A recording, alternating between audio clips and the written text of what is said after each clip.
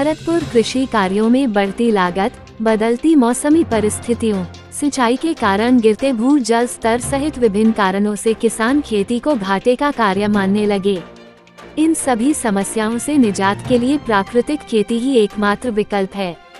इसी वजह से केंद्रीय वित्त मंत्री निर्मला सीतारमण ने बजट में 1 करोड़ किसानों को प्राकृतिक खेती शुरू कराने की घोषणा की थी, किंतु इस पर अभी तक कोई अमल नहीं हुआ।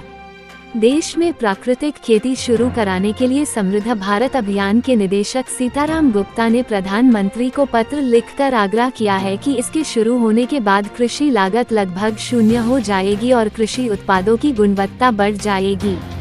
गुप्ता द्वारा लिखे गए पत्र में कहा है कि पद्मश्री अवॉर्डी डॉक्टर सुभाष पालेकर द्वारा याद की गई प्राकृतिक खेती को लागू कराया जाए। इस पद्धति से दक्षिण भारत के सैकड़ों किसानों ने कृषि लागत लगभग शून्य कर ली है और इस पद्धति के उत्पादों का मूल्य भी कई गुना बढ़ गया है।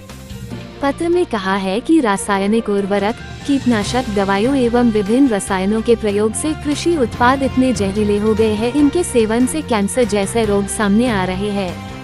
किसानों द्वारा खेती में निरंतर रसायनों के प्रयोग से कृषि उत्पादन स्थिर होकर गिरावट की ओर आने लगा है, जिससे लगता है कि भविष्य में खाद्य संकट पैदा हो सकता है। पत्र में कहा है कि प्राकृतिक खेती शुरू कराने के लिए राज्य, जिला, ब्लॉक एवं ग्राम पंचायत स्तर पर प्रशिक्षण शिविर आयोजित किए जाए, जिनमें प्राकृतिक खेती के विशेषज्ञ प्रायोगिक तरीके से किसानों को इस पद्धति के गुर बताएं।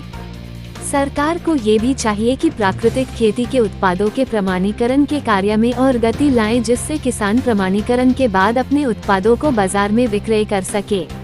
वैसे प्राकृतिक खेती के उत्पाद परंपरागत पद्धति के उत्पादों के मुकाबले करीब 10 गुना अधिक मूल्य पर विक्रय हो जाते हैं।